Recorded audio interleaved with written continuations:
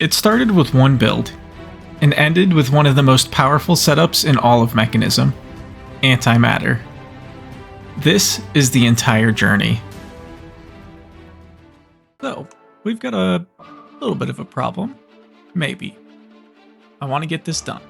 That requires us to do all of these resources, right? You know, crafting the resources, it's just crafting, right? Sure, it'll take a little while, but no big deal. The issue is with the schematic cannon, the chests, from what I've seen anyways, and what I've tested, have to be touching it. Like, I tried putting one here, and it didn't recognize there was materials. I tried putting one here, didn't recognize there was materials. With the materials that we do have, we're already using, 3/4 of our storage. And we could get one more right here, right? If we can't put all of our resources in here, and we fire the schematic cannon, I mean, what's going to happen? Can I just do it in multiple instances, I guess? Load all the chests up, fire, load all the chests up again, fire. Or is that just going to mess everything up? I'm not entirely sure. So we are going to find out. In the meantime, let's work on, let's just start at the top here. Black stained glass, 224. And we know we have black dye over here. If I can just... Okay, there's 30 black dye. We'll start with what we have. So let's say that plus that is not how you make it. Black stained glass. We will make 3 stacks. And how does our sand situation look? Not good. So we'll need more sand and for our stained glass. But for now, we can see this isn't going to get us all the way, but it'll get us a little bit of the ways. So put that in there, put the checklist in, and there we go. And now we need 32. So not too bad. Let's grab some more sand, and then we will finish off the glass. And just like magic, our containers, or chests, I guess, are all filled up. What should happen, according to Google, is that it'll just stop and wait for us to fill up the chests again once it reaches a point where it's out of materials. Okay, so let's grab some gunpowder. I think we should be okay. I'm a little nervous about this, but we should be fine. I think we just go for it and hope everything works out. Oh, okay, there's nothing left to do except go. So, and there it goes. Okay. Okay, good. So it's partially sunk down in there, which is what we want. It should be starting right at the bottom. Okay. So I'm going to get a good vantage point here, and we'll speed this up, and we can just kind of watch it go as a time lapse. So enjoy.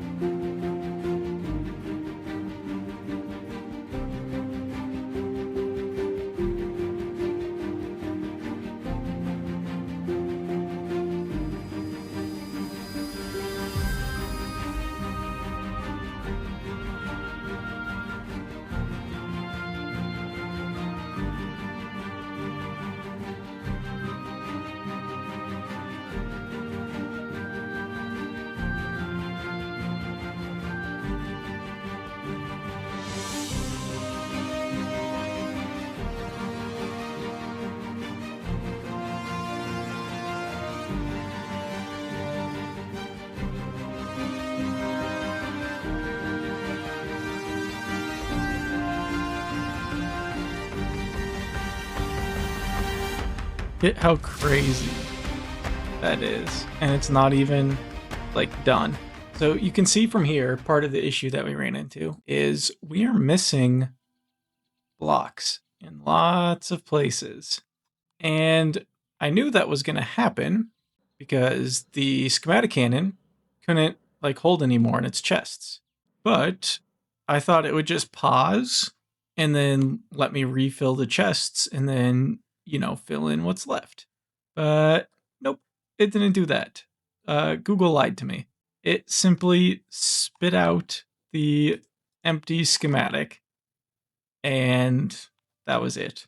So luckily though, we do have our checklist that we did like right before we started the cannon, so we know what we have left. So I've got two ideas. One, we get the rest of the materials and just kind of build it, fill in the rest by hand.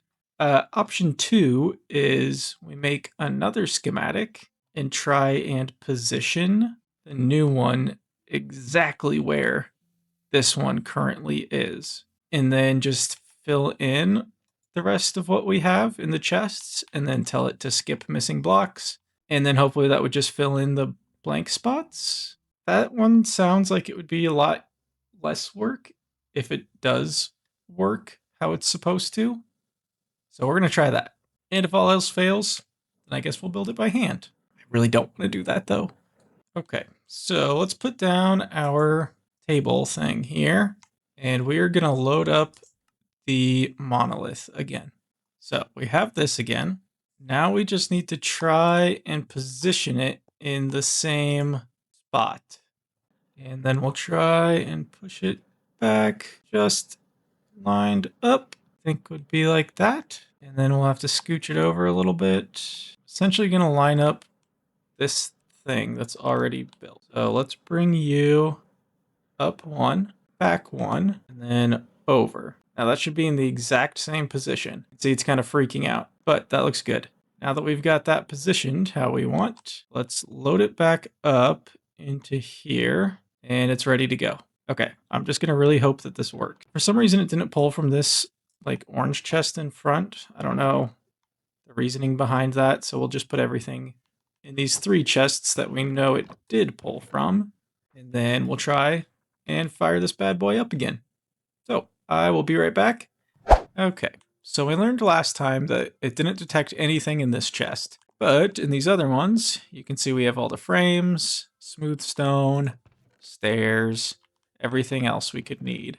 We've got the last little bit of stuff, so let's put in our gray wool, and we definitely don't have enough for the black. So I think we need like 11 or 12 stacks. That's only 9. So we might have to place it a third time and just get the rest of the wool that way. But no big deal. We've already got it, so won't really be that difficult or anything. Let's just fire this thing up then, and we should be all set. We placed the schematic already. We still have gunpowder. Off it goes. Let's make sure everything's going in the right places here. I think it is. It's hard to tell. Yeah, it's closing up.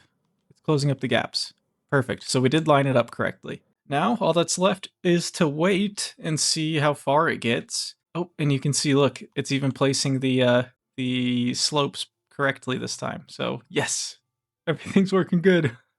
I was kind of worried, but it all worked out. But yeah, since we did the time lapse of, the main portion of this is kind of just filling in the cracks, as you can see. So not going to be as cool on a time lapse. So I think I'll just go ahead, and it should be filling in. Once it gets up here, it should be filling on all these blank spaces. But I'll go ahead and skip to when this is done. Like I said, we saw the majority of it, but now we'll get to see the actual like details and things like that. So I will be right back. All right, the cannon just finished things up here, and you can see that things are looking a bit different. Let me just clear out the inventory here for a second. Got all of the framed pieces put in, and it goes all the way up on all sides of this thing. And oh, actually we are missing some still. Yeah, this is looking pretty sweet. I will need to go through and click on each of these blocks what kind of texture I want it to have, but it is going to look pretty sweet when it's done. I'll give you a little tour of the inside here. So I'm planning on building, some grand like staircase down to here, and then maybe this connects to a bridge that goes all the way across. But for now, we'll fly in, and you walk in, and you've got this first room here, and this is where our SPS chamber, or not SPS, our, what's it called? It stores all the power. You know what I'm talking about. Power holder. Induction chamber. That's what it's called. I think it's called, or the induction matrix. That's what it is. So that's, the induction matrix goes here. We'll have to put in the beacon first, because then we're going to build on top of it. And then you can see over here, we go up our stairs. Up here, you get a clear shot down to the middle. And this is just going to stay open, which continues, kind of hard to see, up into here. We have some like black stained glass that fills the floor in here, but there's also an opening right here. So what I'm imagining for this area is either up in here or hovering in between this like glass ceiling and this floor that I'm standing on, we would put the SPS chamber. But essentially, it's kind of the last step in Mekanism. But it's the last step in Mekanism for the most part, and the whole reason we're doing this is because the SPS chamber will allow us to make antimatter. Now, with antimatter, we can take an antimatter pellet and use that for some of our upgrades for our mech suit that we're wearing. And specifically, we need it for our elytra upgrade. So we'll be able to essentially fuse the elytra with the mech suit body armor and fly around like normal without sacrificing any armor or anything like that. But we only need one antimatter pellet. So all of this whole thing and the chamber and everything is just for a single antimatter pellet so we can put our elytra on. So if we grab a single smooth stone block and we come up to one of these, you can just click and it takes that like texture essentially of the block, but it puts it in a different like orientation. So that is what I'm going to go through and do to all of this. And it's going to take a little while, especially since that just consumed my block. I thought it wasn't supposed to, but might be remembering wrong. So I'm going to need to make a bunch more smooth stone probably, but that is what I'm going to work on. And looks like I'm missing just a few of these over here.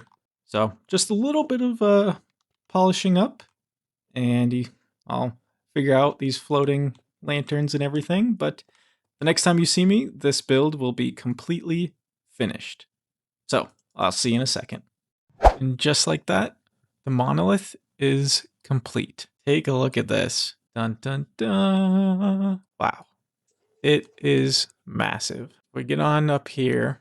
I'll take you through the last pieces. So we got all of these filled in, and everything along the edges here are all iron blocks. And those wrap around the base and go up through the center. There's some up here for a little variation. And then I kind of liked having these like cutouts. So I dotted those around the structure as well as this kind of glowing glass going straight through. Inside, things are about the same, except around the base here and on the walls, we have all of our iron blocks put in. So the build is complete. And I should show you something else too back at the factory. So since we were needing so much iron, I was moving my digital miner around all over the place to dig up as much as I could, and it was still just taking so long. And so I was like, okay, I know there's a way with Mekanism where I can like double the ores or triple them or whatever. And I just really hadn't done anything with that yet because I hadn't really needed to. But I did get set up with tripling the ores. So let me show you real quick. In here, we take our ores and dump them into this chest. They get sucked in. You can see them flying into purification chamber, where they get purified into clumps. You then take the clumps, let me grab some iron here, over to the crusher and drop those in, and those get crushed into dirty iron dust. Once you have the dirty iron dust, you drop it into the enriching factory, which gives you regular iron dust. You take regular iron dust, put it in here, and it smelts it into ingots. So yeah, and that triples all of the ore that we started with. And that has been, that was a game changer for when I was trying to get all those iron blocks for the build. That really, really sped things up. So, whew, glad that's set up. Now we can probably set up an actual like dedicated ore tripling in this room. I don't necessarily need these gas burning generators anymore, and I accidentally got the pipes mixed up too with oxygen instead of, I think it was like hydrogen or ethylene or something that they needed, but we don't really need them anymore. So I could remove this and actually set up some dedicated stuff over here because we have all this unused space, so might as well put it to some sort of use. I do have one more thing that I want to check on, and that would be the quantum entangloporter. So these guys. Refined obsidian ingots we would need.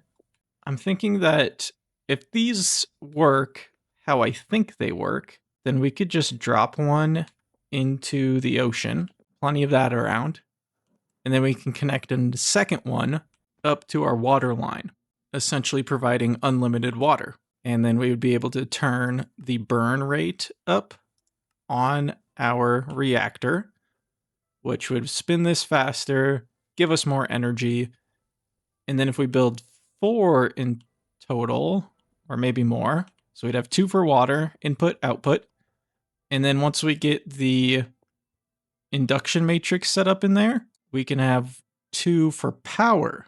1 coming out here and going in there, I think is how that would work. We'll have to do some testing. You know what? Maybe I will just go run to the end, or not the end. I'll run to the nether real quick and grab a few obsidian. Yeah, mining obsidian is really not that big of a chore. There we go. 35 should be plenty. And then we will go to here. 1. And the second one with an anchor upgrade as well. Okay, let's see if we can figure this out. And I put this on the very bottom of the seafloor. Right there. And we take care of this guy. Oh, I got another trident from him. Sweet. I think that makes 3. Okay, so let's take a look at this. So frequency, we want to set to water. And they can take in from all the sides, eject water. Okay, it doesn't show that it has any. I don't understand. Do we need to put like a pipe on it or something? Okay. Might have to do some research on this. Okay, we're running into some issues. One being that we are running out of power. And you can see I've got a bit of a mess out here. I was trying to turn up our burn rate, so you can see I added a few more inputs, but even this can't supply enough water. I mean, look at this. Air, air, air. None of them have water in them, even though I've got quite a lot of pumps. All fully upgraded, by the way. But that didn't work, or it's not working, because my burn rate is at 3. But if I go up to like 5, you can see our water immediately starts dropping. So we don't want that. But you'd think that 3 water inputs from fully upgraded pumps would be enough, but apparently not. So I've come up with a different solution. And that solution comes to us in the form of dynamic tanks. Now, we will need lots of steel, which means lots of iron, but we will be able to make a giant, and I mean giant, container to fill with water, and we can make a second one to fill with lava, just cause. And by doing that, we should be able to have these pumps fill up the container, and then the container feed directly into the reactor. So that is my current solution for our water problem. But I'm going to continue just upgrading the energy upgrades in as many machines as I can. We're also going to clear out a big ol' area back here. Basically, this whole area full of trees is going to get cleared, flattened, and make room for our giant dynamic tanks. additionally, all right. So first thing here, I'm gonna have a little sleep, and then in the morning, I'm going to work on some energy upgrades, and then we'll start clearing some land for our giant tanks. So I'll see you in just a moment. Okay, so next up, I am gonna put down some flooring here. We'll use a lot of concrete, maybe some andesite and other sorts of things.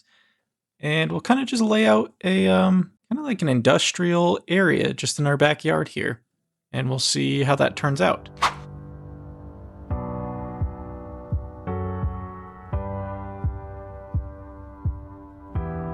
Okay, our tanks are finished. And that was lots of steel. Lots and lots and lots of steel. But we did it. And look at them. That just looks so cool. And this is going to hold so much liquid for us.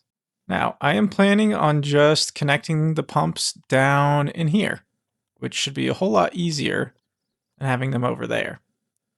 So we will want to grab ourselves another quantum entangleporter.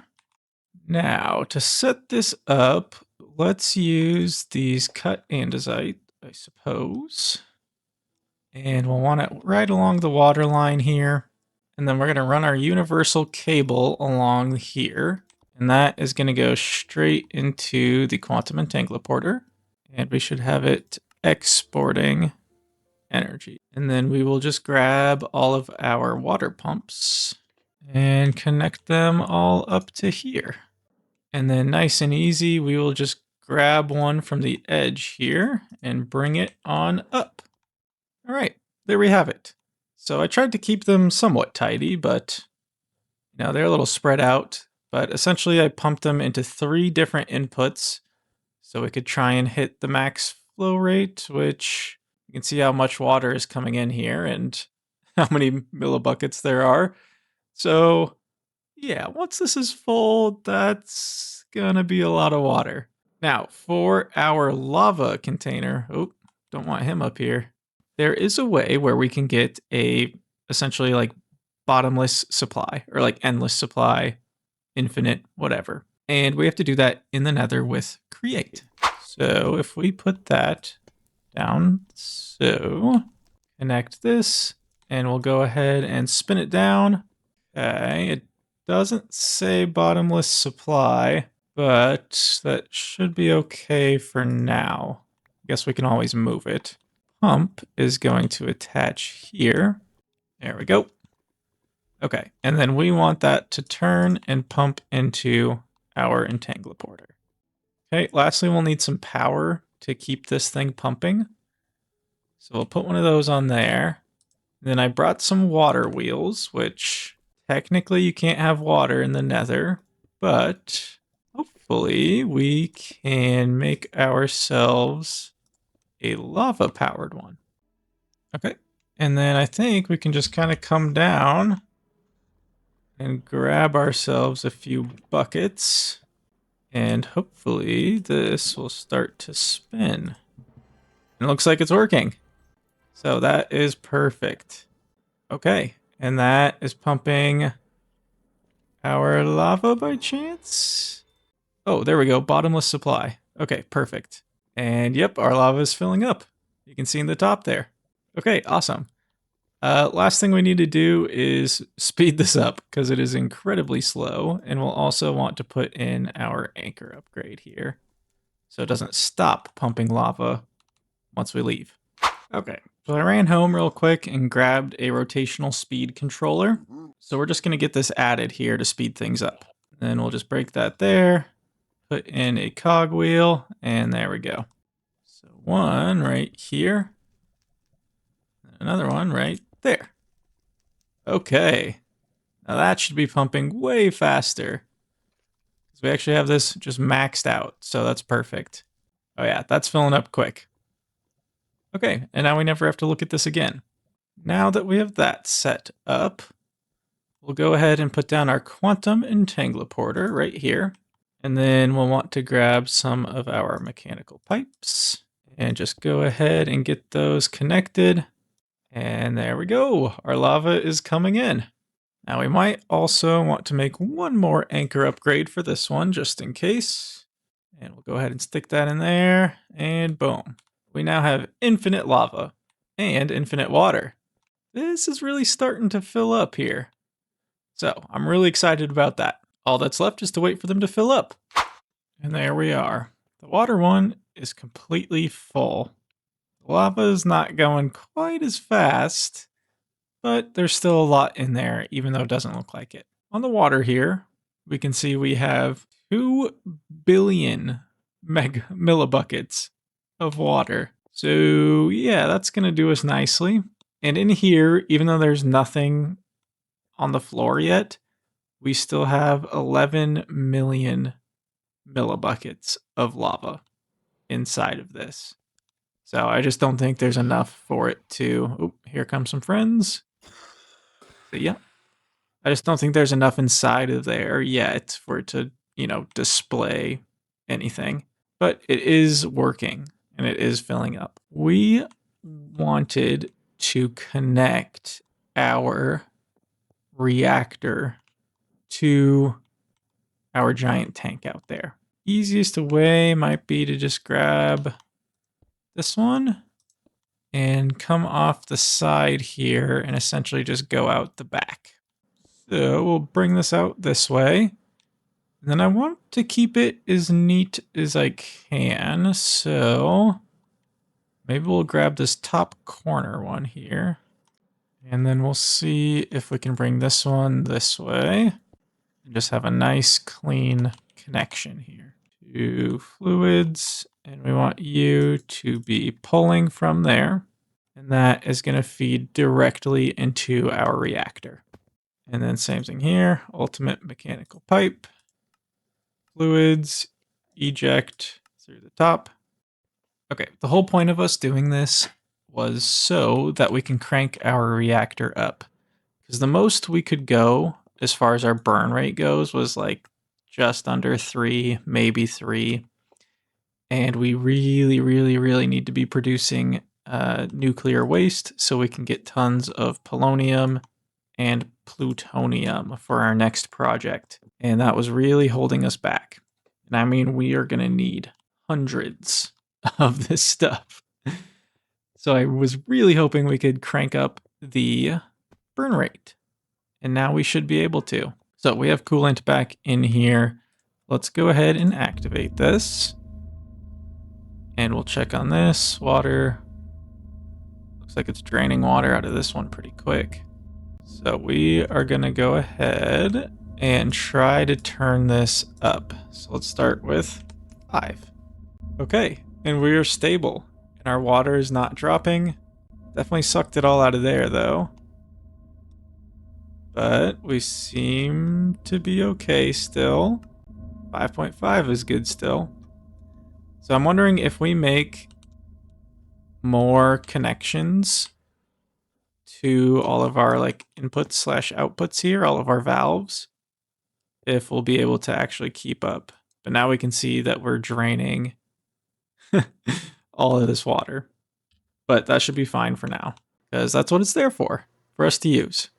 Yes, so our next goals for this world is we want to build the fusion reactor.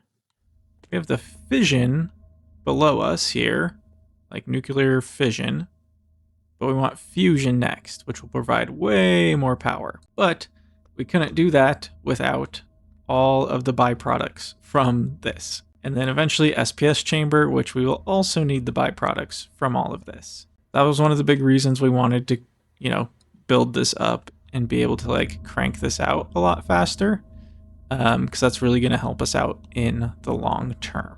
Today, I want to get as close as we can to building the fusion reactor. Now, in order to do that, we are going to need lots of plutonium and polonium. So we have 104 plutonium and 94 polonium. We should be able to make some pretty serious progress here, and hopefully we'll be able to knock this out.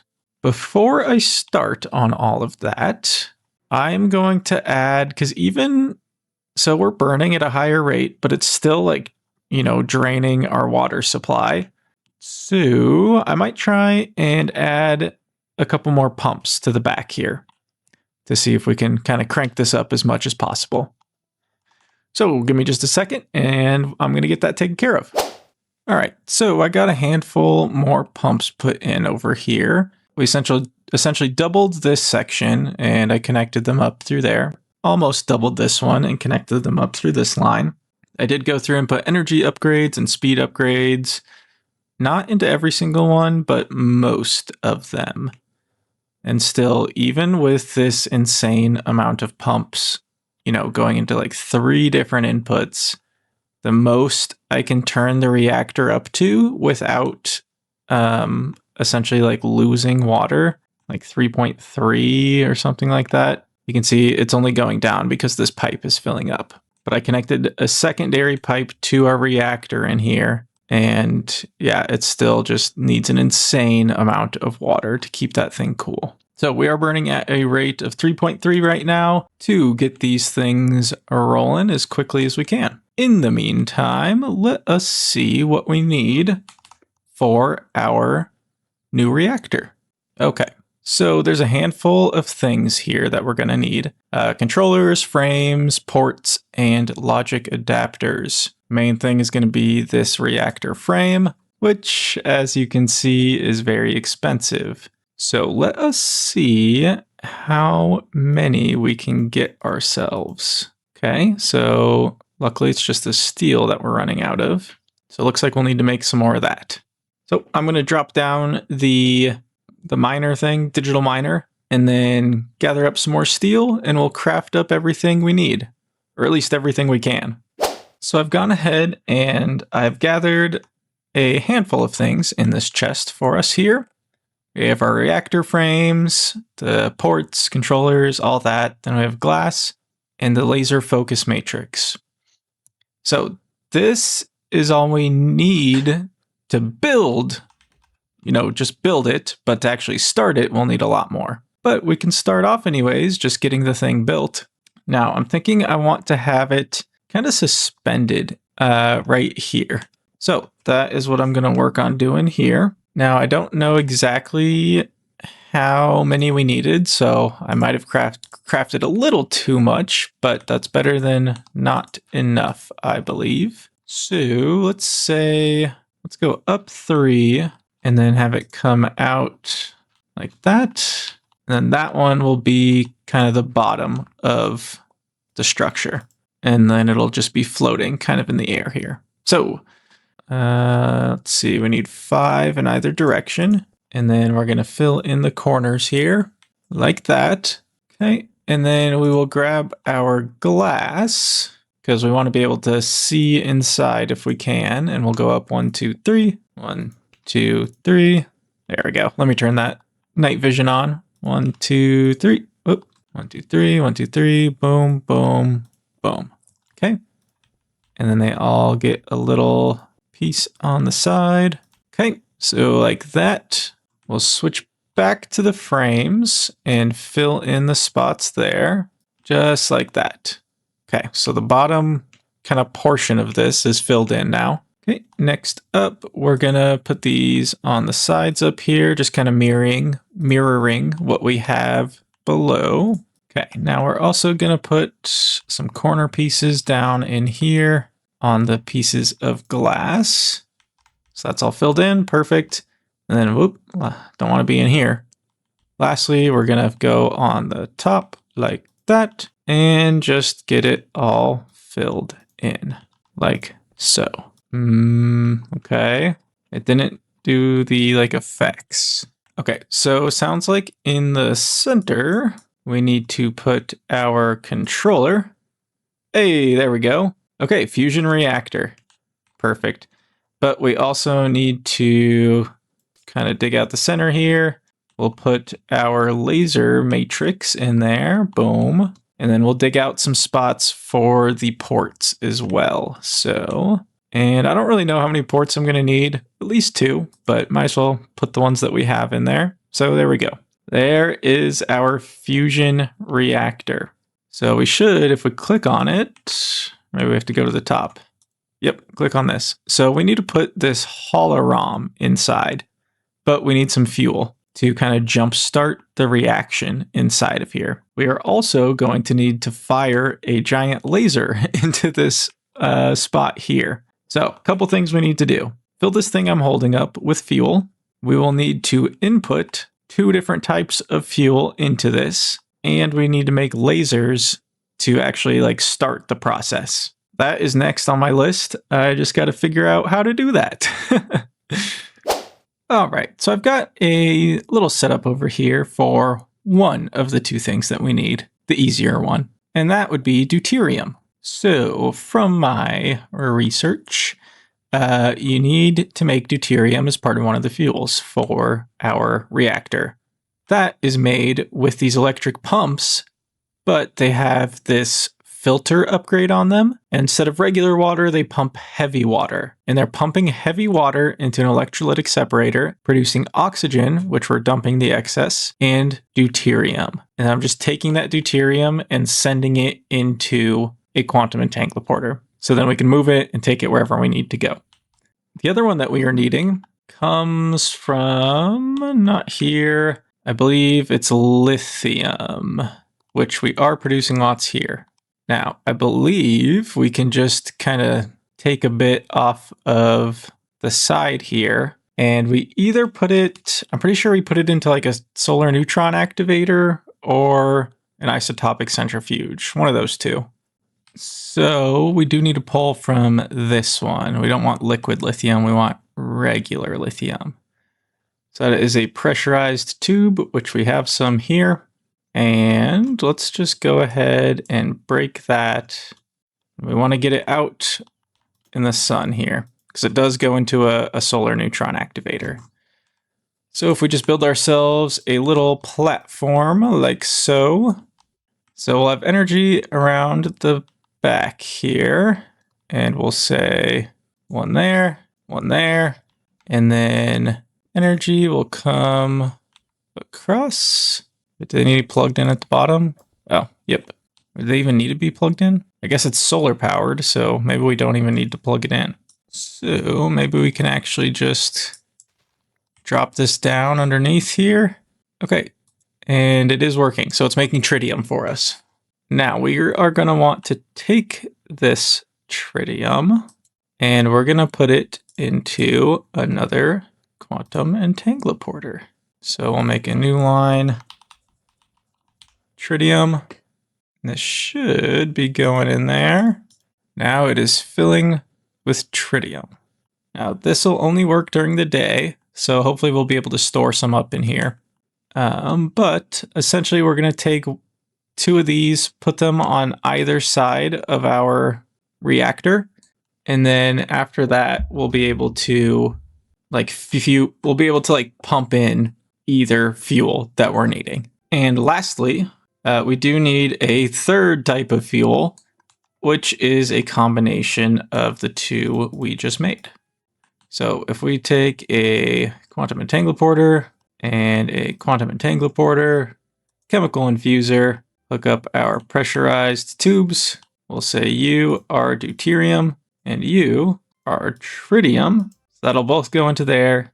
Then we just need to give it a little bit of power. And we can steal some power from right here. There we go. And that is going to make us the DT fuel. And boop, there we go. The hologram is charged. Now we can just use DT fuel if we want, and just put 1 type of fuel into the reactor. Put 1 type of fuel into the reactor instead of 2. But I don't think that's what I want to do. So we'll let that charge up a little bit. But I mean, ultimately we don't need all of that. So that'll be there if we want to come back and if we need some more ever. Otherwise, we'll take these with us. And we have our hologram, which is good. That'll jumpstart the process. Lastly, we need some lasers. Okay, so we're going to go ahead and craft up the laser that we need. So there we go, 1 laser. And then we also need a laser amplifier. So we'll need a couple things here. Boom, boom. Craft up an energy cube and then the amplifier. Perfect. Now, I think that we can take our laser amplifier. Okay, perfect. We want that red face directly facing that. And we're going to turn the redstone to normal, I guess, for now, because we have to charge it up. And then we'll take our laser and let's just put it a block backwards. Nope. Okay, so we'll be set up like this. Now, all we need to do is put power into this laser, and it's going to shoot into here, which will store up the energy.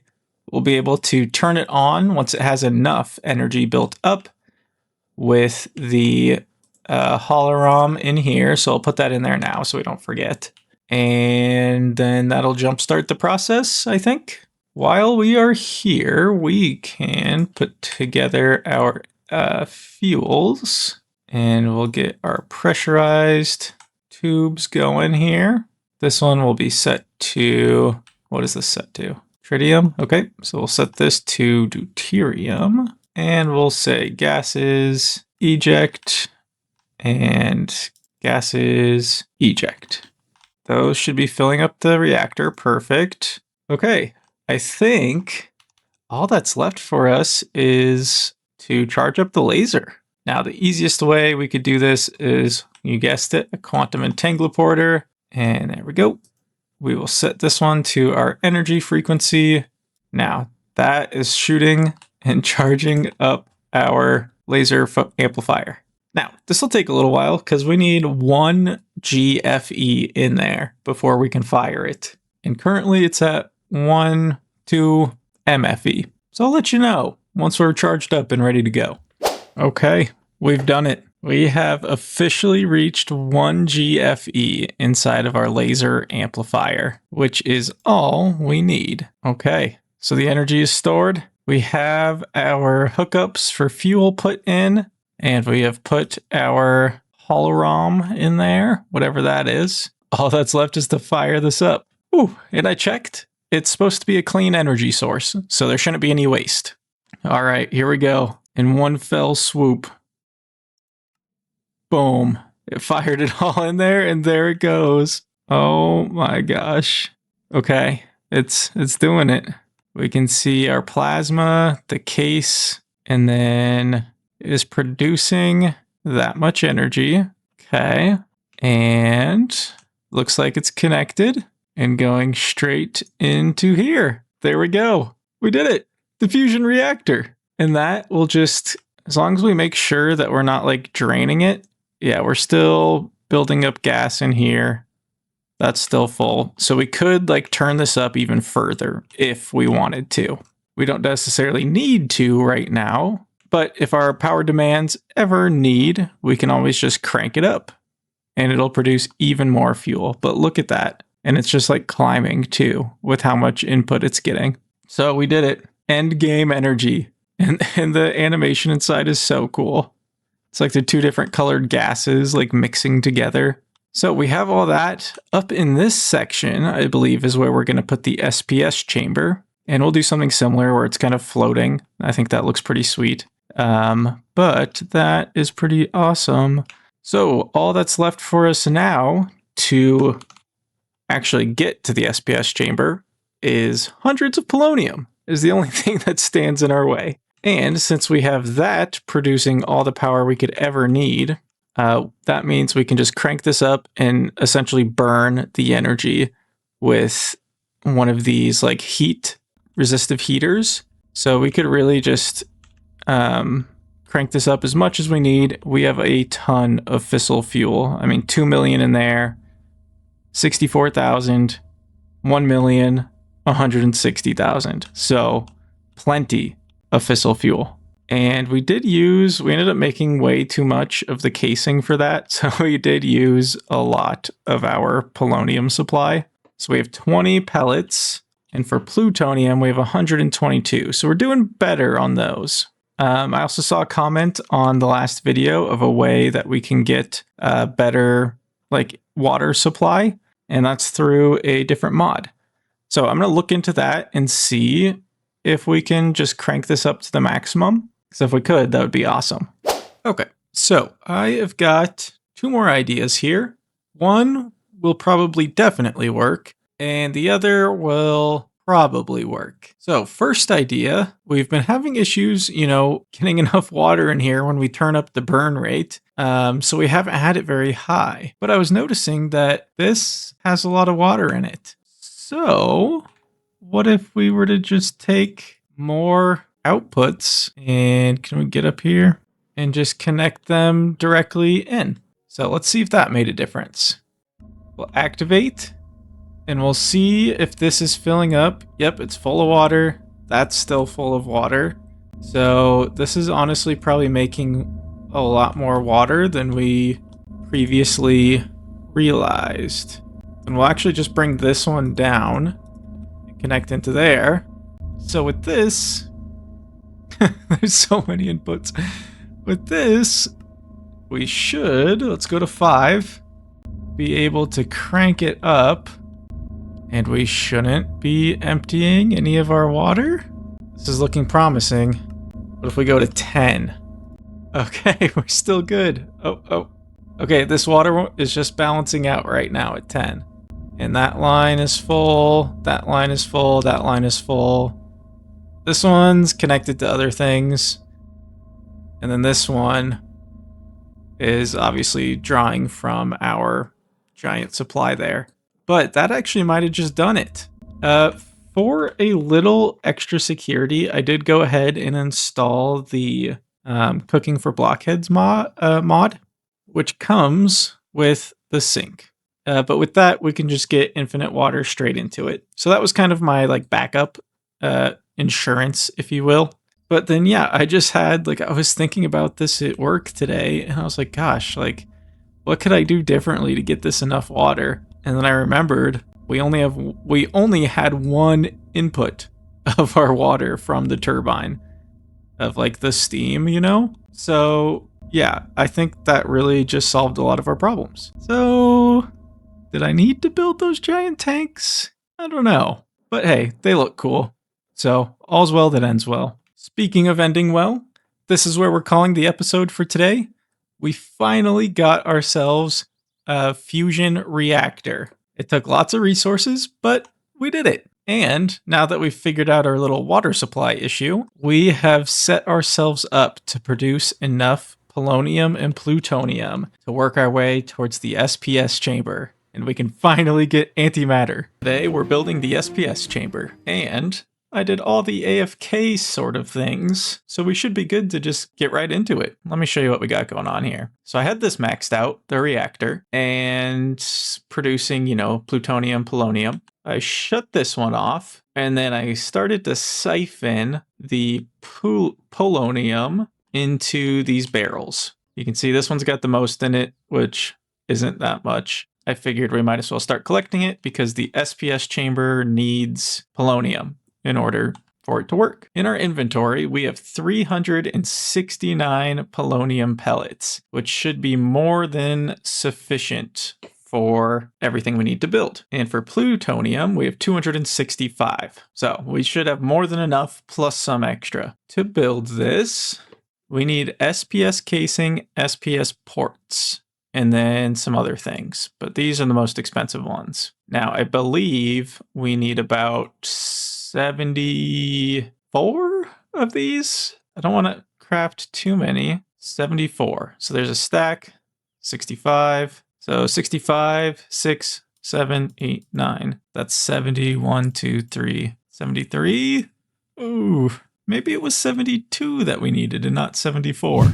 Okay, I just Googled it and it says two different things, either 60 or 72. As far as the glass goes, I believe we can either use reactor glass or structural glass. And we already have a ton of structural glass, so let's hope we can use that. So we're going to come up here and we're going to build it kind of in this open area here. But for now, let's just grab ourselves a chest and we'll just put that right there, I guess. And we'll stick these things in there for now. Okay, I forgot that we needed these ports, which takes the casing. So we actually needed a little bit more. I think we need 3 ports. So we have the casing, the ports, the glass. We also need something called a supercharged coil, which is going to be one of these guys. And looks like we have everything. Okay, nice. Supposedly, that's everything we're going to need. I'm mildly worried about the reactor casing. I really hope that's enough, but we will find out. Okay, so to start things off here, I'm just going to grab some dirt to give us kind of a place to start from, and we'll bring it up a little bit. So that should be good.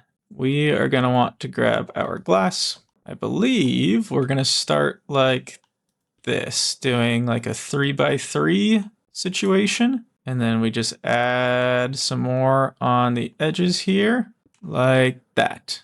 That should be what we're looking for. Okay, next we need our actual casing, which I believe just goes on the edges like this. Okay, and then we build this up again, and it's got to be the same. So 1, 2, 3, 4, 5. 1, 2, 3, 4, and 5. Okay, so just like that, we've got the 4, I guess, walls of the chamber built up. Next, we bring the sides in like that. Okay, next we're gonna fill in the spots here. So one like that, that, and that to kind of close in the sides. And boom, boom, boom. And there we go. Next up, we're gonna build them up on the edges here. Because like with all mechanism things, like for multi-block structures, the sides all have to be like casing of whatever you happen to be making. Nothing can be glass. So we close that all in like that. And then I think we just do the same thing here. Let's punch one out on the bottom. I don't think they have to be in the center, but can be. We'll do one there and one there. So boom, boom, boom. Okay, now I think we put our laser in here. I don't think you need a laser on every single surface for it to work. You just need one. And I think that was kind of pricey, so don't really want to build more than we have to, as long as it works. And then just in the corners, we close it in, and boom, there it goes. The SPS chamber, and we had one casing left over, so that was perfect. We'll shift click that to change it to an output, and that's where the antimatter will come out, which I think then we need to feed into a chemical crystallizer, something like that, to get an antimatter pellet. And then on the bottom, we just feed in our polonium. So let's see if we can figure that out.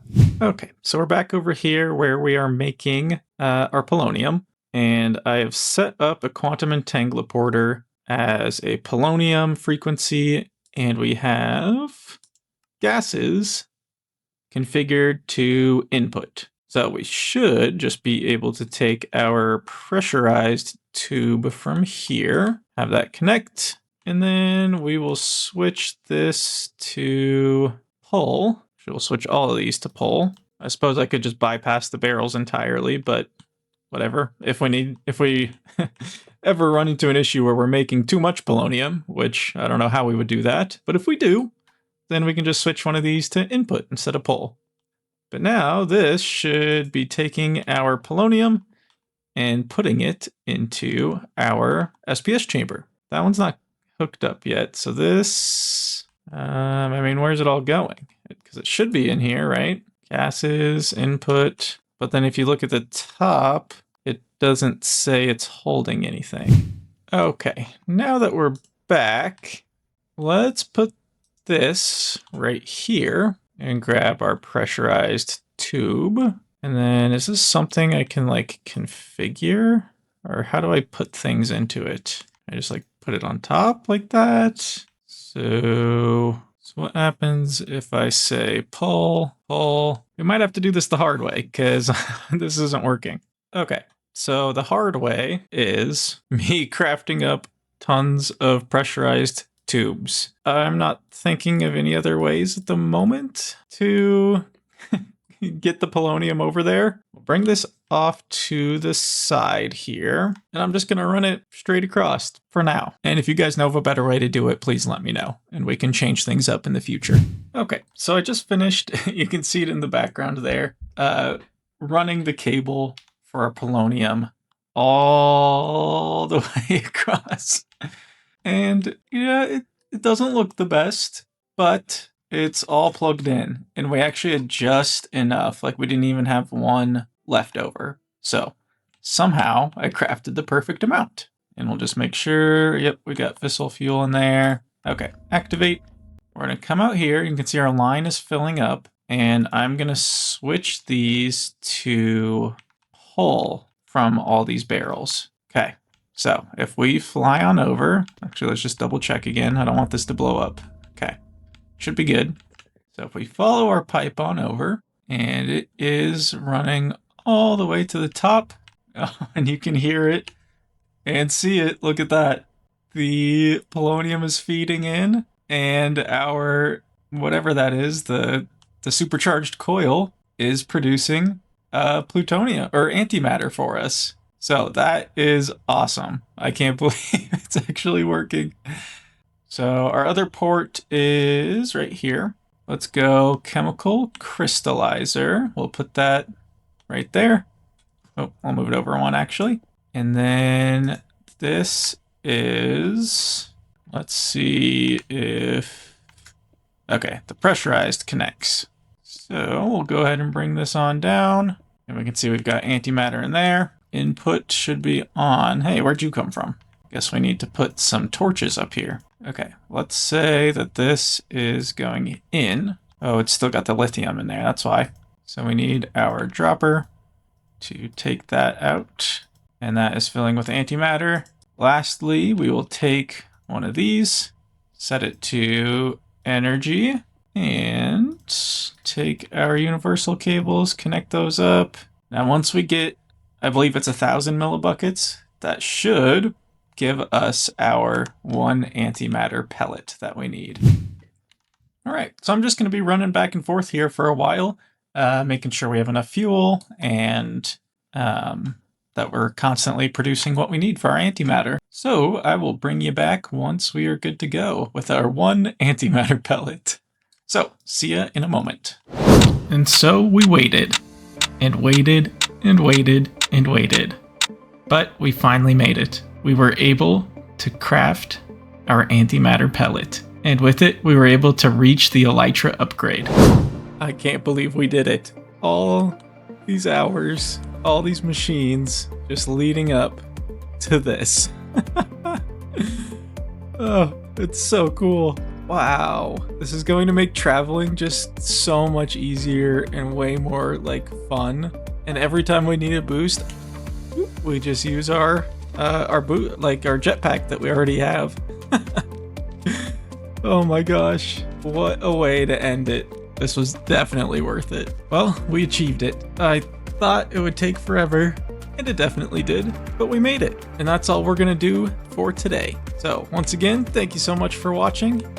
I really, really appreciate it. And wow, it's so cool that the elytra is just like built into our armor now. So cool. I'm gonna start working on a little bit of a bigger project. So you can look forward to that in the coming weeks. But I'll stay posting with Valhelsia here. They'll just be slightly lighter episodes, not huge grinds. But we're gonna have fun still. But thank you so much, and don't forget to like the video and subscribe. I'll leave you with just some flying nighttime shots. Enjoy!